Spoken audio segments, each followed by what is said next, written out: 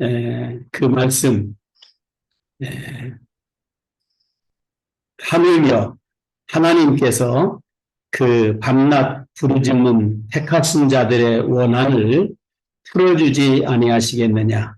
그들에게 오래 참으시겠느냐? 내가 너희에게 이르노니 속히 그 원한을 풀어주시리라. 는 말씀인데, 그 말씀 앞에서 그 밤낮 부르짖는이라는 그 한 구절이 마음에 와 닿았어요.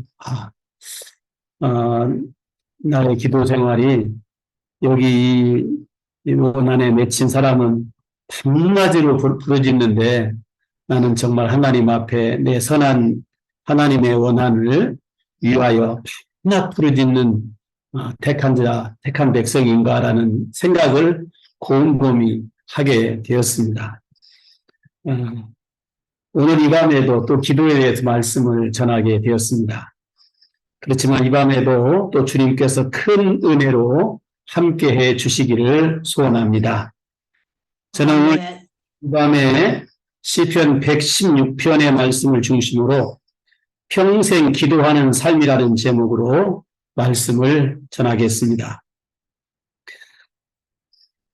저는 오늘 말씀을 천천히 묵상을 했습니다. 여러 번 묵상을 하면서 읽다가 마음에 전에 갖지 못했던 마음을 갖게 되었습니다. 그 1절을 보니까 시인은 하나님께서 자기의 음성과 간구를 들으신다고 고백하고 있는 거예요. 그것이 그가 하나님을 사랑하는 이유랍니다. 그리고 또 그는 하나님께서 당신의 귀를 자기에게 기울이시고 계시다고 간증하고 있습니다. 이것이 자기가 평생 기도하는 이유라는 것입니다.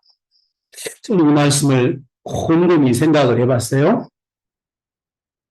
그동안 기도 수없이 목회하면서 많은 기도 시간이 있었고 그랬는데 이 다윗처럼 하나님이 내 목소리를 듣고 내 음성을 듣고 그 다음에 내가 기도할 때마다 귀를 기울여서 이렇게 무슨 얘기를 하고 있나 하고 들어주고 계시다는 사실을 그렇게까지 이렇게 절실하게 깨닫지를 못했던 것 같습니다. 만약에 주님께서 하나님께서 만약에 우리 부모가 내 얘기를 들어준다고 해도 나는 적극적으로 가서 내 마음에 쌓여있는 하소연들을 토로했을 것입니다. 만약에 내가 사랑하는 아내가 매일 내 기도를 귀담아 들어준다고 할 때 나는 굉장히 열심히 있는 마음으로 찾아가서 그런 기도를 했을 것입니다. 하물며 하나님 천지를 지으신 창조주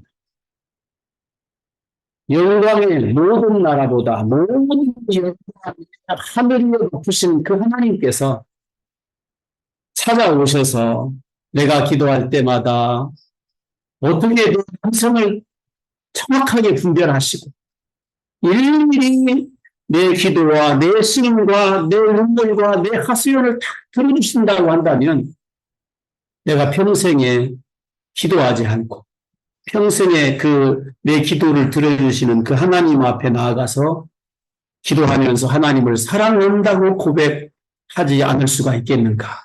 그런 마음이 드는 거예요. 사실 이 내용만 해도 어쩌면 우리가 이 밤에 주님을 사랑하는 마음으로 날마다 내 기도할 때마다 찾아오셔서 내 신음소리, 내 기도소리, 내 탄식과 하소연을 들어주시고 때를 따라 돕는 은혜로 함께 하시는 그 주님이 계시다면 우리의 기도 시간, 우리는 정말 하나님 앞에 평생 기도하는 삶을 살겠다고 결심하지 않을까 생각이 됩니다. 아멘이십니까? 아멘. 네. 그러면 평생 기도하는 삶이 무엇일까? 이 시편 116편을 중심으로 세 가지로 구분해서 한번 생각해 보았습니다. 첫째로 평생 기도하는 삶이란 어떤 상황 속에서도, 어떤 어려운 상황 속에서도 하나님을 찾는 삶입니다. 이 시편은 다윗의 시로 알려져 있습니다. 다윗처럼 드라마틱한 인생을 산 사람도 많지 않습니다. 그는 베들레헴 에브라에서 유력한 가문 2세의 8번째 아들로 태어났습니다. 그러기에 세상적으로는 큰 소리를 칠 수 있는, 장자의 명분도 장자의 기업도 얻을 수 있는 그런 가능성이 전혀 없는 사람이었습니다. 그럼에도 불구하고 하나님께서 그 중심을 보시고 그를 택하셨습니다. 그리고 사무엘을 통해서 이스라엘의 왕으로 기름 붓도록 하였습니다. 전쟁터에 나가서 블레셋의 골리앗과의 싸움에서 승리함으로 일약 전국적인 인물이 되었습니다. 그것을 계기로 사울 왕의 사위가 되기도 했지만 왕의 시기 속에 도망자의 신세가 되었고 광야에서 이방 블레셋 땅에서 숱한 생명의 위협을 겪으며 살다가 마침내 하나님의 은혜로 이스라엘의 둘째 왕이 되었습니다. 하지만 우리아의 아내 사건으로 하나님의 징계를 받으면서 자녀들 간의 살육, 아들 압살롬의 반역, 그로 인한 여러 가지 슬픔과 고통을 겪게 됩니다.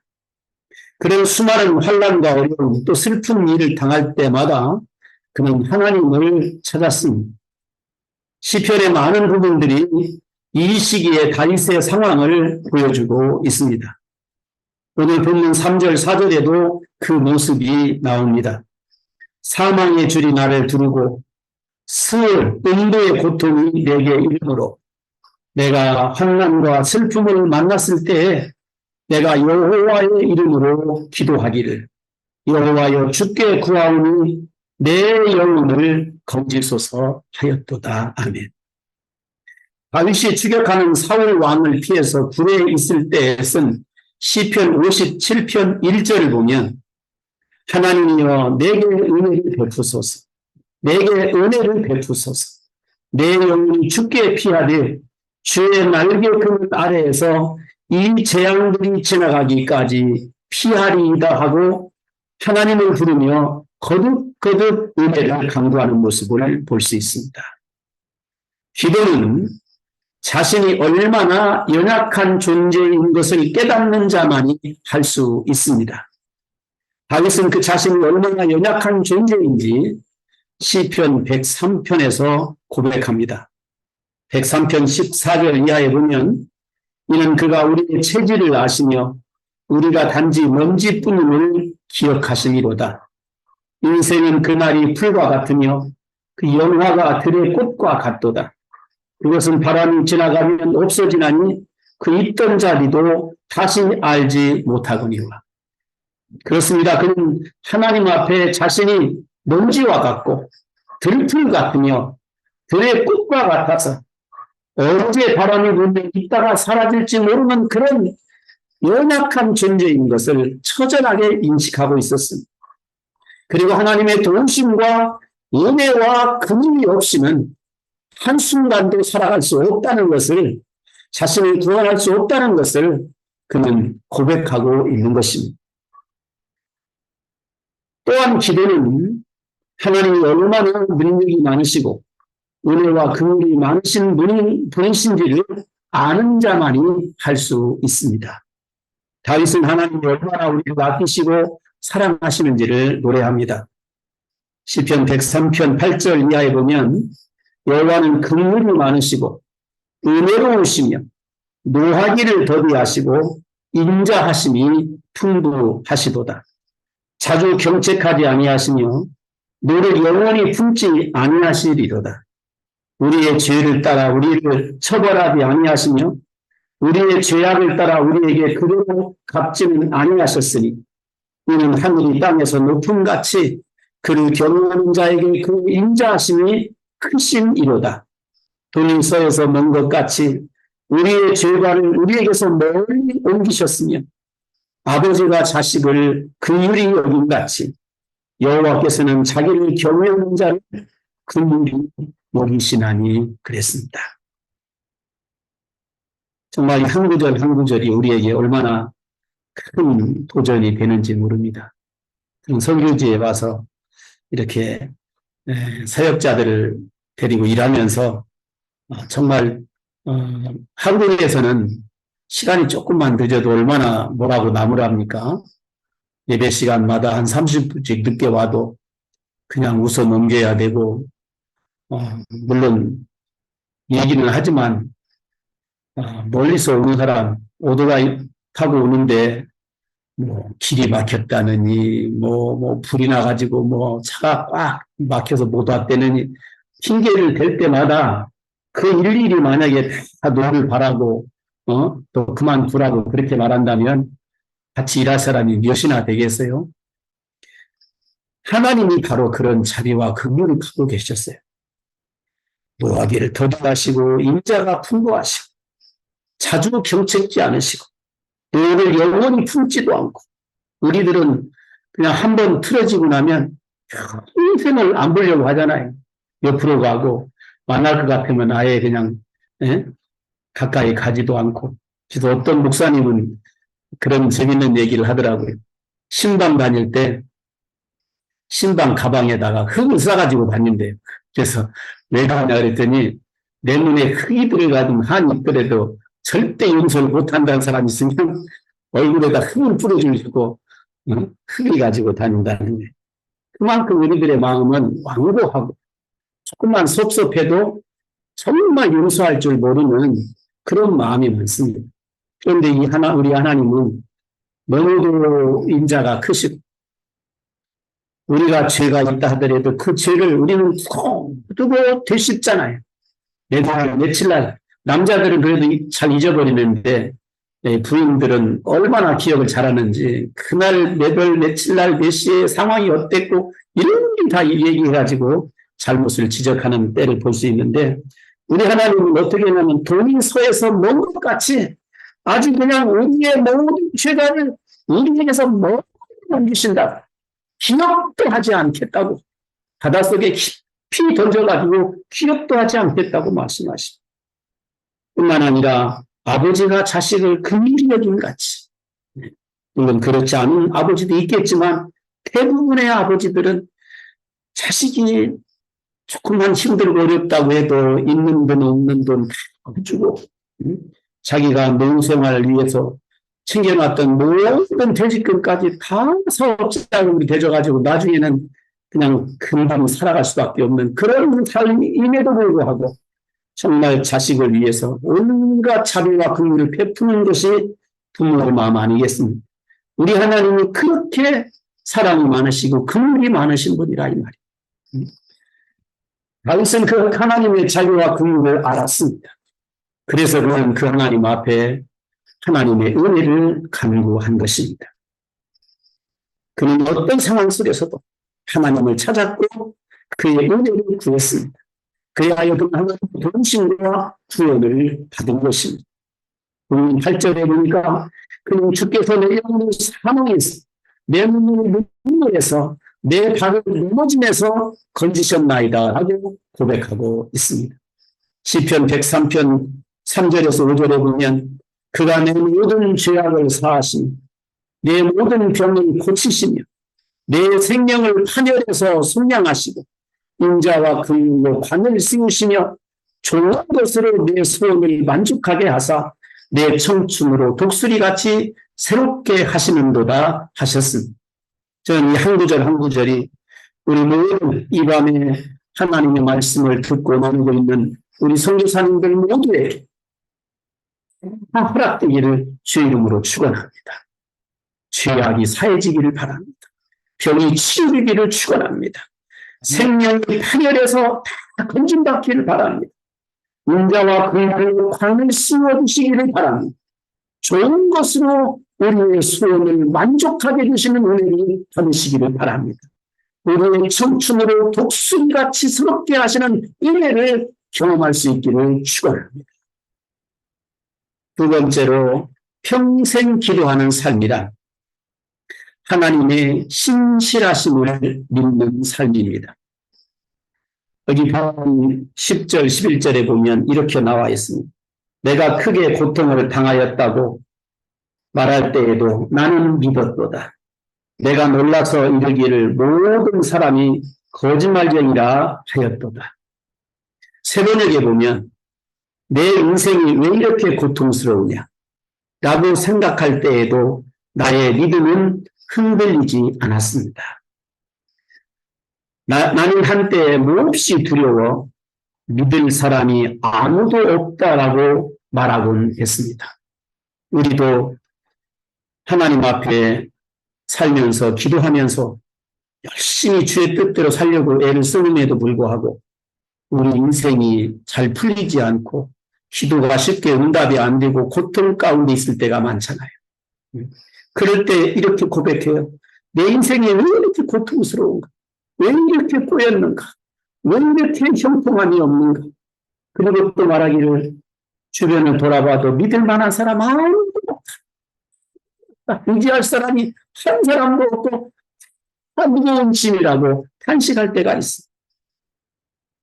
아무리 기도해도 병이 낫지 않습니다.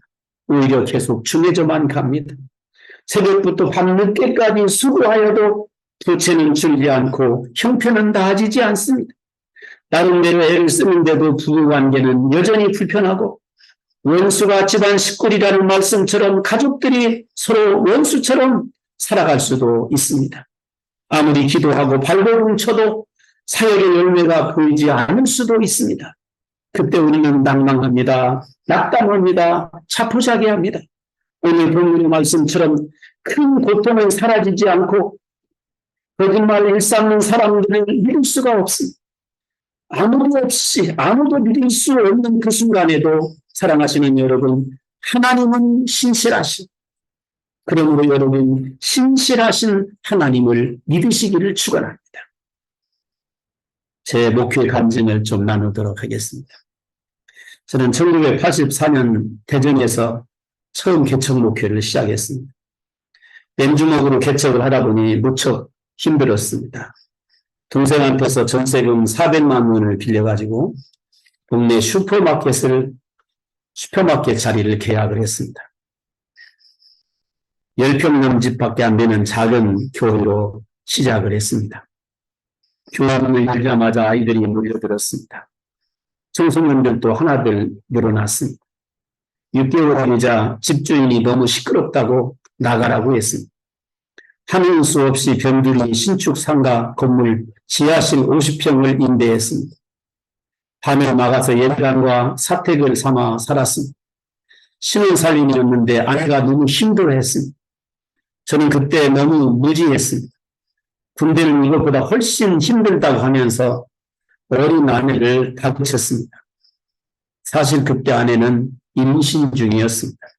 그래서 제 가시지 않은 시멘트 냄새를 맡으면 너무 힘들어했던 것입니다.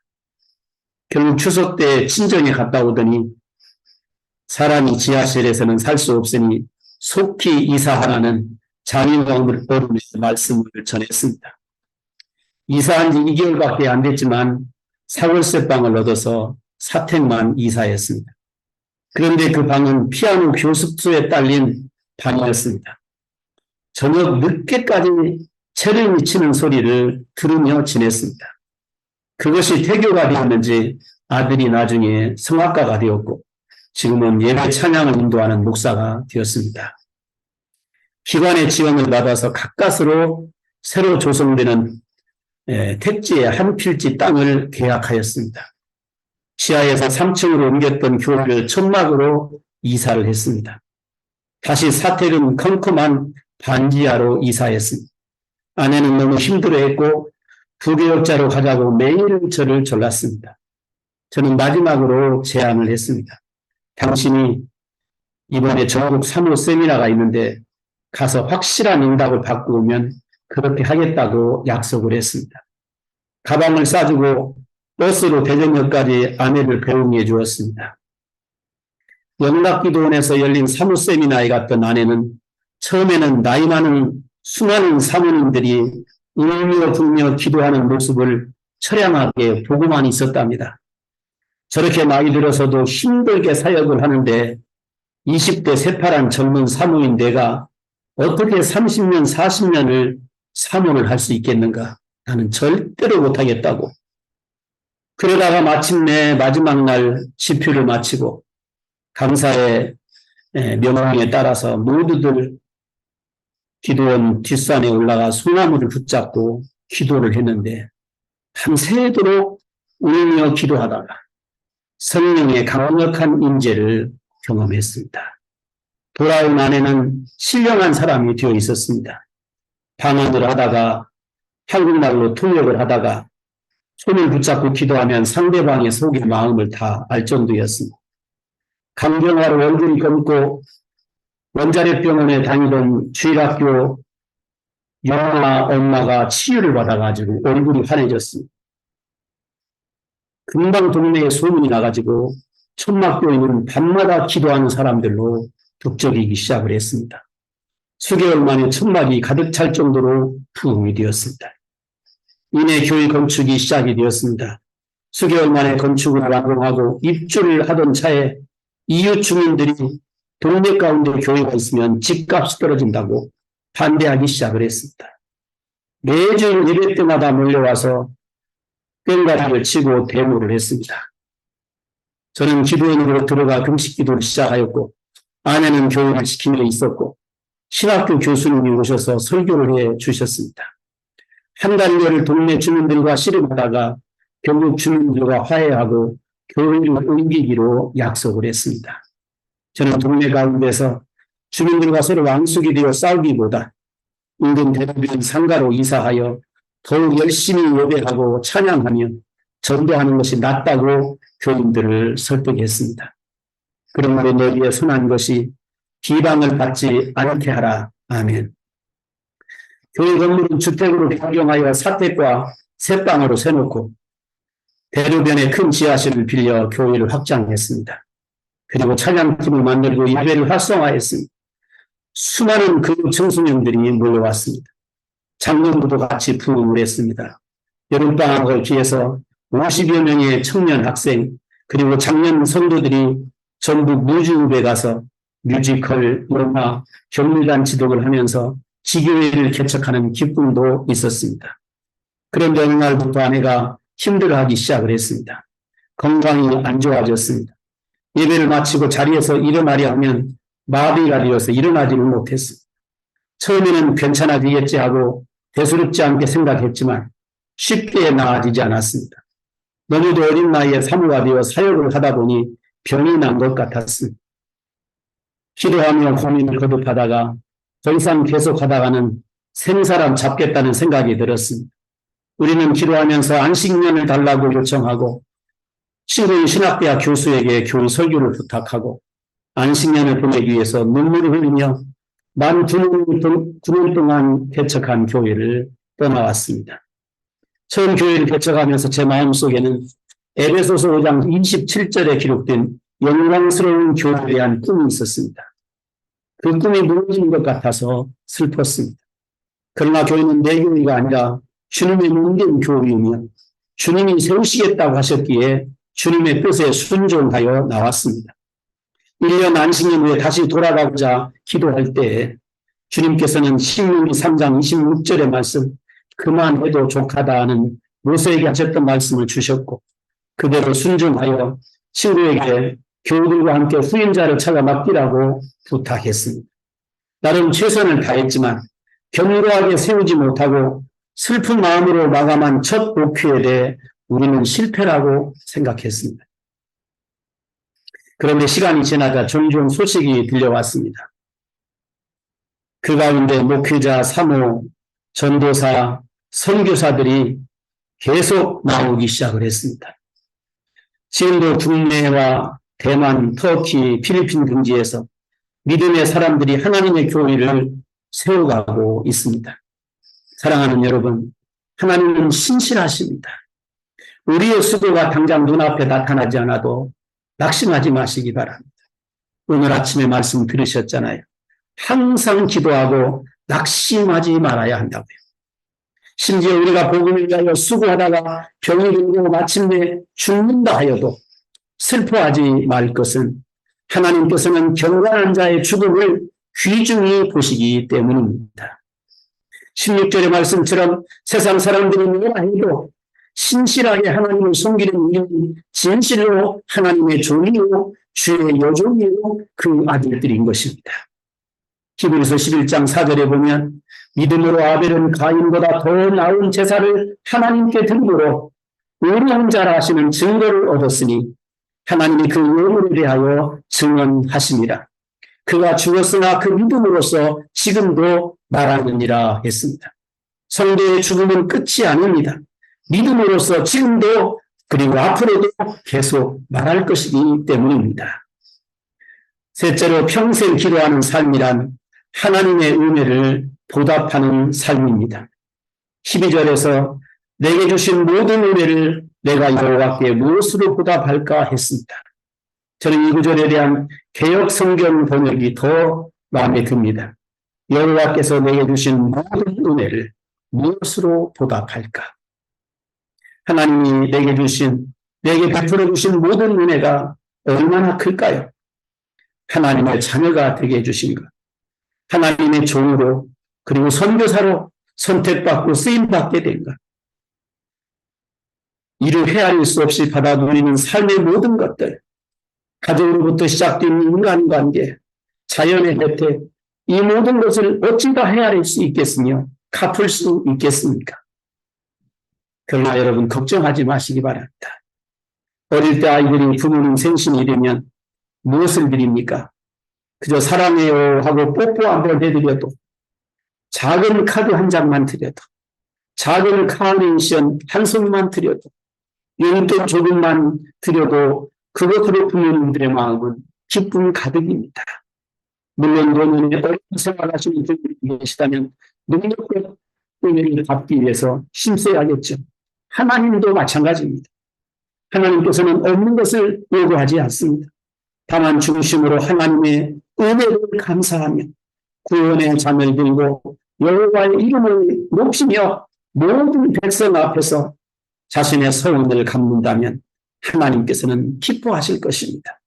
특별히 본문에서는 자기가 하나님 앞에 한 서원을 그의 모든 백성이 보는 앞에서 예루살렘 한가운데에서 성전 뜰에서 지켜드릴 것을 강조하고 있습니다. 서원이 무엇입니까? 하나님을 위하여 거룩한 소원을 갖는 것입니다. 한나가 그런 소원을 가졌고 다윗이 그런 소원을 가졌습니다.